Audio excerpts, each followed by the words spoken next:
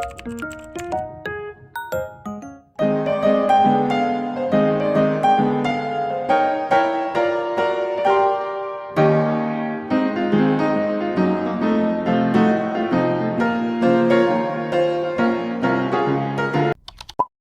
എല്ലാവർക്കും എന്തൊക്കെയുണ്ട് വിശേഷം? സുഖമല്ലേ? അപ്പോൾ നമുക്ക് ഇന്ന് കുറച്ച് ബാക്ക് ടു സ്കൂൾ DIYs ഉണ്ടല്ലോ. അപ്പോൾ നമുക്ക് നേരെ വീഡിയോയിലിട്ട് പോവാം. നമ്മൾ ആദ്യം തന്നെ ഉണ്ടാക്കുന്നത് നെയിം സ്ലിപ്സ് ആണ്. അതിന് വേണ്ടിയിട്ട് നിങ്ങൾക്ക് സാധാ ബുക്കിൻ്റെ പേപ്പറോ A4 ഷീറ്റോ ചാർട്ട് പേപ്പറൊക്കെ എടുക്കാവേ. എന്നിട്ട് ഇങ്ങനെ മടക്കി എടുക്കണം. ഇതുപോലെ ഇങ്ങനെ മടക്കിയെടുക്കണം. എന്നിട്ടൊന്നും കൂടി ഇങ്ങനെ സൈഡിലോട്ട് മടക്കിയെടുക്കണം. എന്നിട്ട് നമ്മൾ മടക്കിയെടുത്ത പേപ്പറിന് ഇങ്ങനെ അങ്ങോട്ട് കട്ടാക്കണം. നല്ല രസമായിട്ട് ഇങ്ങനെ കീറി എടുക്കാനായിട്ട്. അങ്ങനെ അത് മൊത്തത്തിൽ കീറിയെടുക്കണം. നമുക്ക് വേണ്ട എത്ര ഇതിൻ്റെ അകത്തുനിന്ന് കീറിയെടുക്കാം കേട്ടോ. ഞാനിവിടെ ഒരു പേപ്പർ മൊത്തം കീറിയിട്ടുണ്ടായിരുന്നു. എന്നിട്ട് ഞാനത് 4 നോട്ടം എടുത്തിട്ടുണ്ടായിരുന്നത്. ഇനി നിങ്ങൾക്ക് ഇതിൻ്റെ അകത്ത് ഇഷ്ടമുള്ള ഡിസൈൻസ് വരച്ചെടുക്കാം കേട്ടോ. ഞാനിവിടെ ക്യൂട്ട് ഡിസൈൻസ് ആട്ടോ വരയ്ക്കുന്നത്. നമുക്ക് ഏത് ഡിസൈൻസ് വേണമെങ്കിലും ഇതിൻ്റെ അകത്ത് വരയ്ക്കാം കേട്ടോ. ഫ്ലവേഴ്സോ ക്യൂട്ട് ആനിമൽസ് അല്ലെങ്കിൽ കാർട്ടൂൺ ക്യാരക്ടേഴ്സൊക്കെ നമുക്ക് വരയ്ക്കാം കേട്ടോ ഇതിൻ്റെ അകത്ത്. നമ്മളിവിടെ സിമ്പിൾ ആൻഡ് ക്യൂട്ട് ഡിസൈൻസ് ആണ് വരയ്ക്കുന്നത്. പിൻട്രസ്റ്റ് ഒക്കെ ഒരുപാട് ക്യൂട്ട് ഡിസൈൻസ് കിട്ടും കേട്ടോ. നമ്മളിവിടെ പിൻട്രസ്റ്റ് നോക്കിയാണ് വരച്ചിട്ടുള്ളതാ. ഇനി നമ്മൾ വരച്ച ഡിസൈൻ ഒന്ന് ക്യൂട്ടാക്കി കൊടുക്കണ്ടേ? അതിന് വേണ്ടിയിട്ട് അതിൻ്റെ കവിളിലും ചെവിയിൽ ഈ ഒരു കളർ ഇങ്ങനെ അടിച്ചു കൊടുക്കണം. നമ്മൾ ഡിസൈൻ വരയ്ക്കുന്ന മുമ്പ് അതിൻ്റെ ബോർഡർ അടിച്ചു കൊടുക്കാൻ മറക്കല്ലേ. ഞാൻ ആദ്യമേ ഡിസൈൻ വരച്ച് കൊടുത്തോണ്ട് ബോർഡർ വരയ്ക്കാൻ മറന്നുപോയി. അപ്പോൾ നമ്മൾ ആദ്യമേ ബോർഡർ വരച്ചിട്ട് വേണം ഡിസൈൻ വരയ്ക്കാൻ. അങ്ങനെ നമ്മൾ 4 സൈഡും വരച്ചു കൊടുക്കണം. ബോർഡർ വരച്ചതിന് ശേഷം നമ്മൾ വരച്ച ഡിസൈനിന് ചുറ്റും ഒരു ഡാർക്ക് പിങ്കോ ലൈറ്റ് പിങ്കോ മാർക്കർ വെച്ചൊന്ന് ചെറുതായിട്ടൊന്നിങ്ങനെ ലൈൻ വരച്ചു കൊടുക്കണം. ഇതുപോലെ ഇങ്ങനെ വരച്ചു കൊടുക്കണം.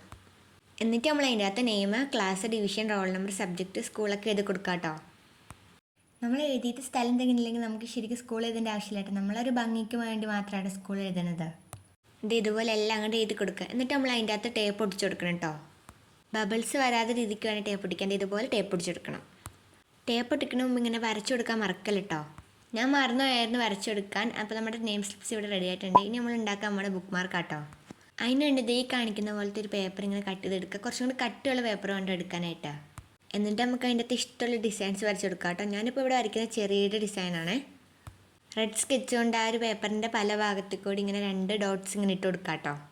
നമുക്ക് ഇഷ്ടമുള്ളിടത്ത് കൂടി ഇങ്ങനെ ഡോട്ട്സ് ഒക്കെ ഇട്ട് കൊടുക്കാം കേട്ടോ. എന്നിട്ട് ഗ്രീൻ കളർ സ്കെച്ച് എടുത്തിട്ട് ആ ചെറിയുടെ മുകളിൽ കൂടെ 2 കമ്പ് പോലെ വരച്ചു കൊടുക്കണം കേട്ടോ. ഇതുപോലെ എല്ലാം അങ്ങനെ വരച്ചെടുക്കണം. നമ്മുടെ ബുക്ക് മാർക്കിന് കുറച്ചും കൂടി ഭംഗി കൂട്ടാനായിട്ട് ബ്ലാക്ക് പെൻ എടുത്തിട്ട് അതിൻ്റെ ചുറ്റും ഇങ്ങനെ വരച്ചു കൊടുക്കണം കേട്ടോ. ആ ചെറിയുടെ ചുറ്റും വേണമെങ്കിൽ നമുക്ക് അങ്ങനെ വരയ്ക്കാണ്ട് ഇരിക്കാം. നിങ്ങൾക്ക് ഇഷ്ടമുള്ളല്ലോ അത് ചെയ്യാം കേട്ടോ. അത് വരച്ചില്ലെങ്കിലും വരച്ചാലും നല്ല ഭംഗിയാണ് കേട്ടോ. അപ്പോൾ നമ്മുടെ ബുക്ക് മാർക്ക് ഇവിടെ റെഡി ആയിട്ടുണ്ട് കേട്ടോ. ഇനി നമ്മൾ അടുത്തായിട്ട് ഉണ്ടാക്കാൻ പോകുന്നത് ഒരു അടിപൊളി സ്ട്രോബെറി മെമ്മോ പാഡാണ് കേട്ടോ. അതിന് വേണ്ടിയിട്ട് നിങ്ങൾ ഇങ്ങനത്തെ കുറച്ചധികം പേപ്പേഴ്സ് എടുക്കുക. നോട്ട്ബുക്കിൻ്റെ പേപ്പേഴ്സ് എല്ലാം എടുത്താൽ മതി കേട്ടോ. എന്നിട്ട് ആ പേപ്പേഴ്സിനെ ഈ കാണിക്കുന്ന ഇങ്ങനെ മടക്കി എടുക്കണം കേട്ടോ. നന്നായിട്ട് അത് അമർത്തി കൊടുക്കണം. എന്നിട്ട് നമ്മൾ അതിൻ്റെ അകത്ത് നമുക്ക് ഇഷ്ടമുള്ള ഷേപ്സ് വരച്ച് കൊടുക്കാം. ഞാനിവിടെ സ്ട്രോബെറി മെമ്മോ പാഡ് ആയതുകൊണ്ട് തന്നെ സ്ട്രോബെറിയുടെ ഷേപ്പാണ് വരച്ച് കൊടുക്കുന്നത്. നല്ല ഈസിയാണ് വരയ്ക്കുക. അതുപോലെ തന്നെ നല്ല ക്യൂട്ടും ആയിരിക്കും അത് അവസാനം കാണാൻ. എന്നിട്ട് നമ്മളിത് വരച്ച ഷേപ്പിൽ ഇങ്ങനെ കട്ട് ചെയ്തെടുക്കണ്ട. നല്ല പാടായിരുന്നു കേട്ടോ അത്രയും പേപ്പേഴ്സ് ഇങ്ങനെ കട്ട് ചെയ്തെടുക്കാനായിട്ട്. അങ്ങനെ അത് മൊത്തത്തിൽ ഇങ്ങനെ കട്ട് ചെയ്തെടുക്കണം. അപ്പം മൊത്തത്തിൽ നമ്മളത് കട്ട് ചെയ്തെടുത്തിട്ടുണ്ട്. എന്നിട്ട് നമുക്ക് അതിനൊന്ന് കളർ ചെയ്തെടുക്കണം.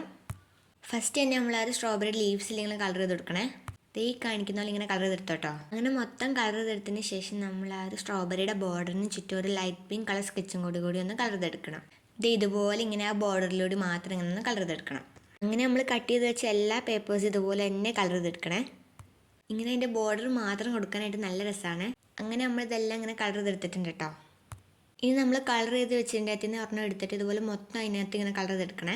ഇത് നമ്മുടെ സ്ട്രോബെറി മെമ്മോ പാഡിന് മുമ്പിൽ വെക്കാനായിട്ടാണ് ഇങ്ങനെ നമ്മൾ മൊത്തം കളർ ചെയ്തെടുക്കുന്നത്. അങ്ങനെ മൊത്തം കളർ ചെയ്തതിന് ശേഷം അതിൻ്റെ അകത്ത് നമ്മളിങ്ങനെ ഒരു ഡാർക്ക് പിങ്ക് കൊണ്ട് ഇങ്ങനെ ചെറുതായിട്ട് ഇവിടെ ആയിട്ട് ഇങ്ങനെ ഡോട്ട്സ് ഇട്ട് കൊടുക്കുക കേട്ടോ. സ്ട്രോബെറിയുടെ ലുക്കൊക്കെ കിട്ടാൻ വേണ്ടിയാണ് നമ്മളിങ്ങനെ ഡോട്ട്സ് ഇട്ട് കൊടുക്കുന്നത്. അങ്ങനെ അത് മൊത്തം ഇട്ട് കൊടുക്കുക ഇങ്ങനെ. എന്നിട്ട് നമ്മൾ നേരത്തെ കളർ അടിച്ച് വെച്ച പേപ്പേഴ്സ് ഇതിൻ്റെ പുറകിൽ ഇങ്ങനെ വെച്ച് കൊടുക്കുക.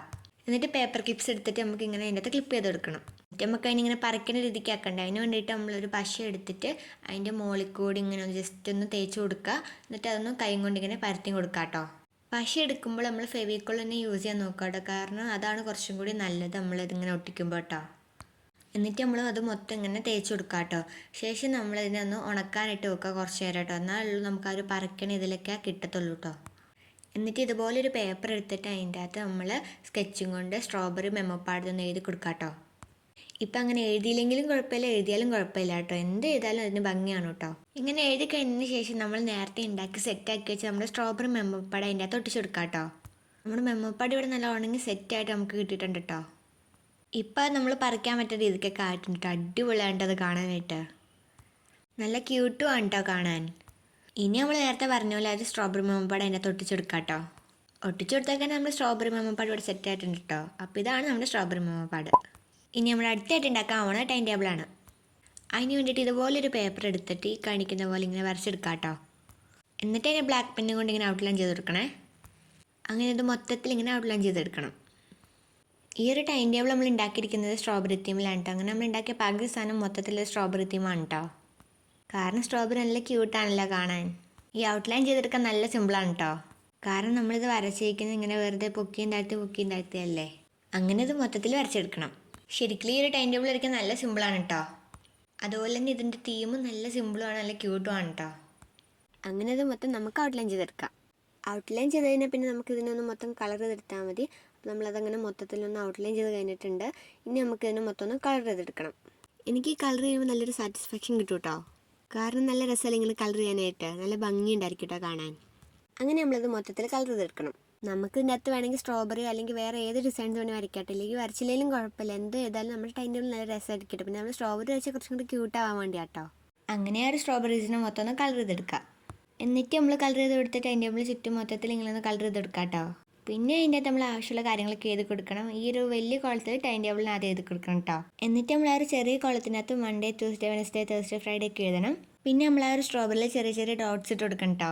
അത് കഴിഞ്ഞാൽ പിന്നെ ഒരു ചെറിയ പരിപാടിയും കൂടെ ഉള്ളൂ കേട്ടോ. അത് നമുക്ക് വേണമെങ്കിൽ ചെയ്താൽ മതിയേ. നമ്മളൊരു ലൈറ്റ് പിങ്ക് സ്കെച്ച് എടുത്തിട്ട് ഓരോ കോളത്തിനകത്ത് ചെറിയ ചെറിയ ഡോട്ട്സ് ഇട്ട് കൊടുക്കാം കേട്ടോ. സിമ്പിളായിട്ടോ പരിപാടി.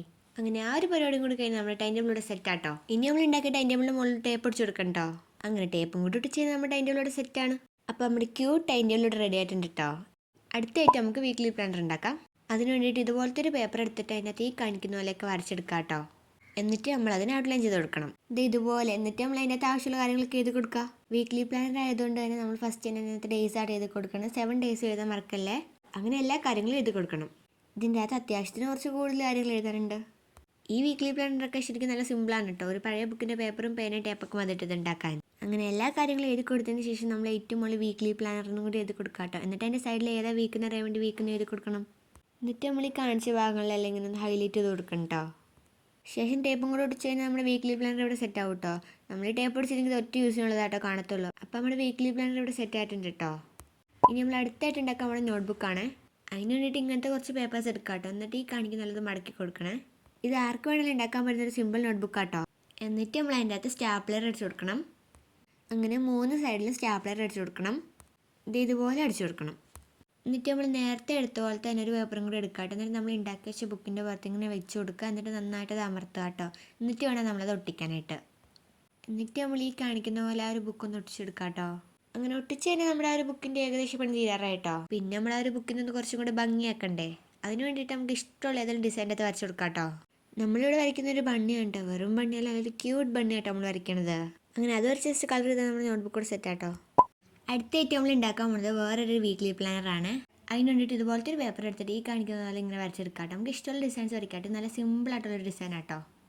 അങ്ങനെ അത് 7 വരച്ചെടുക്കണം കേട്ടോ. ഞാനിവിടെ 6 വരച്ചിട്ടുണ്ടായിരുന്നു. 1 വരയ്ക്കാൻ എനിക്ക് സ്ഥലം കിട്ടിയിട്ടുണ്ടായിരുന്നില്ല കേട്ടോ. നമ്മൾ നേരത്തെ ഉണ്ടാക്കിയ വീക്ക്ലി പ്ലാനറിനേക്കാൾ സിമ്പിളാണ് ഈ ഒരു വീക്ക്ലി പ്ലാനർ. അങ്ങനെ അത് മൊത്തത്തിൽ വരച്ചെടുക്കണം. എന്നിട്ട് നമ്മളത് കുറച്ച് കട്ടിയാക്കണം കേട്ടോ. എന്നിട്ട് നമ്മൾ അതിൻ്റെ മുകളിൽ ഈ ഒരു ഡിസൈൻ കൂടി വരച്ച് കൊടുക്കാം കേട്ടോ. ശേഷം നമ്മൾ വരച്ച് കൊടുത്ത് അതിൻ്റെ അകത്ത് വീക്ക്ലി പ്ലാനറിനും കൂടി എഴുതി കൊടുക്കാം കേട്ടോ. എന്നിട്ട് നമ്മൾ അതിൻ്റെ മുകളിൽ ടേപ്പ് പിടിച്ചെടുക്കണം. ടേപ്പ് പിടിക്കുന്ന മുമ്പ് നമ്മൾ മൺഡേ, ട്യൂസ്ഡേ, വെനസ്ഡേ, തേഴ്സ്ഡേ എഴുതാൻ മറന്നുമല്ല കേട്ടോ. അതും കൂടി കഴിഞ്ഞാൽ പിന്നെ നമ്മുടെ വീക്ക്ലി പ്ലാനർ ഇവിടെ റെഡി ആയിട്ടുണ്ട്. സിമ്പിളും ആണ്, നല്ല ക്യൂട്ടും ആണ് കേട്ടോ കാണാൻ. ഇനി നമ്മൾ അടുത്തായിട്ട് ഉണ്ടാക്കാൻ പോകുന്ന ടു ഡു ലിസ്റ്റാണ്. അതിന് വേണ്ടിയിട്ട് ഇതുപോലത്തെ കുറച്ച് പേപ്പേഴ്സ് എടുക്കുക. എന്നിട്ട് ഇങ്ങനെ അത് മടക്കി കൊടുക്കാം കേട്ടോ. എന്നിട്ട് അത് മടക്കി കൊടുത്താൽ തന്നെ മുറിച്ചും കൊടുക്കണം കേട്ടോ. എന്നിട്ട് അതിനകത്ത് നമ്മൾ പശ ഒടിച്ച് കൊടുക്കണം. നമ്മളൊരു വെറൈറ്റിക്ക് വേണ്ടി ഇപ്രാവശ്യം ടു ഡു ലിസ്റ്റ് ബുക്കാണ് ഉണ്ടാക്കണേ. പശ വെച്ചതിന് ശേഷം നന്നായിട്ട് നമ്മുടെ കൈ കൊണ്ട് ഒന്ന് തേച്ച് കൊടുക്കാം കേട്ടോ. എന്നിട്ട് അത് ഉണങ്ങാനായിട്ട് വെക്കുക. ആ സമയത്ത് നമുക്ക് ഇതിനൊരു ഫ്രണ്ട് പേജ് ഉണ്ടാക്കാം കേട്ടോ. അതിന് വേണ്ടിയിട്ട് നമ്മൾ നേരത്തെ എടുത്ത കൂട്ട് പേപ്പർ പോലെ തന്നെ ഒരു പേപ്പർ എടുത്തിട്ട് അതിനകത്ത് നമുക്ക് ഇഷ്ടമുള്ള ഡിസൈൻസ് വരച്ചെടുക്കാം കേട്ടോ. ഞാനിവിടെ ചെറിയ ഡിസൈൻസ് ആയിട്ട് വരയ്ക്കണം. നല്ല ക്യൂട്ടല്ലേ കാണാൻ. നമ്മൾ നേരത്തെ വരച്ച പോലെ തന്നെയാണ് ഈ ഒരു ഡിസൈനും വരയ്ക്കണം. നല്ല സിമ്പിളായിട്ട് ഇത് വരയ്ക്കാൻ. അതുപോലെ തന്നെ നല്ല രസമായിരിക്കും കേട്ടോ കാണാൻ. ഇത് വരയ്ക്കാനായിട്ട് 2 ഡോട്ട്സ് അവിടെ ഇവിടെ ഇങ്ങനെ ഇട്ട് കൊടുത്തിട്ട് ഗ്രീൻ കളറും കൊണ്ട് നമുക്ക് 2 കമ്പും കൂടെ വരച്ച് കൊടുത്താൽ മതി കേട്ടോ. അങ്ങനെ അത് മൊത്തത്തിലൊന്ന് വരച്ചെടുക്കാം കേട്ടോ. അതുകൂടി കഴിഞ്ഞാൽ പിന്നെ നമ്മുടെ കവർ പേജിൻ്റെ പണി ഇവിടെ കഴിയാറായിട്ടോ. ഇനി നമ്മൾ അതിൻ്റെ അകത്ത് ടു ഡു ലിസ്റ്റിനും കൂടി ഒന്ന് എഴുതി കൊടുത്താൽ മതി കേട്ടോ. ഇത് ഇങ്ങനെയാണ്ടോ നമ്മൾ ടു ഡു ലിസ്റ്റിന് എഴുതി കൊടുത്തിട്ടുള്ളത്. എന്നിട്ട് നമ്മൾ നേരത്തെ ഉണങ്ങാൻ വെച്ച ഒരു ബുക്കിൻ്റെ മുകളിലോട്ട് പശ വെച്ചിട്ട് നമ്മൾ നേരത്തെ ഉണ്ടാക്കിയ ഒരു കവർ പേജ് ഒട്ടിച്ചെടുക്കാം കേട്ടോ. ഇത് ഒട്ടിച്ച് കഴിഞ്ഞാൽ പിന്നെ നമ്മുടെ ടു ഡു ലിസ്റ്റ് ബുക്ക് കൂടെ സെറ്റാട്ടോ. ഇനി നമുക്ക് അതിൻ്റെ അകത്ത് എന്തെങ്കിലുമൊക്കെ നമുക്ക് ചെയ്യാനുള്ള കാര്യങ്ങളൊക്കെ എഴുതി വെച്ചിട്ട് നമുക്കത് യൂസ് ചെയ്യാം കേട്ടോ. നല്ല അടിപൊളിയായിട്ട് ഇത് കാണാനായിട്ട് നല്ല ക്യൂട്ടും നല്ല രസമാണ് കേട്ടോ കാണാനായിട്ടിത്. അതുപോലെ തന്നെ നല്ല സിമ്പിളാണ് കേട്ടോ ഇത് ഉണ്ടാക്കാനായിട്ട്. ഇത് ഉണ്ടാക്കാനല്ലാണ്ട് ചെയ്യാനുള്ള കാര്യമൊന്നും എഴുതത്തുമില്ല, അത് ചെയ്യത്തുമില്ല കേട്ടോ. വെറുതെ ഒരു രസത്തിന് ഉണ്ടാക്കണം. അപ്പോൾ നമ്മൾ ഇത്ര സപ്ലൈസൊക്കെയാണ് ഉണ്ടാക്കിയിട്ടുള്ളത്. അപ്പോൾ വീഡിയോ ഇഷ്ടപ്പെടുവാണെങ്കിൽ ലൈക്ക് ചെയ്യാനും ഷെയർ ചെയ്യാനും സബ്സ്ക്രൈബ് ചെയ്യാനും കമൻറ്റ് ചെയ്യാനും മറക്കല്ലേ. അപ്പോൾ എല്ലാവർക്കും ബൈ.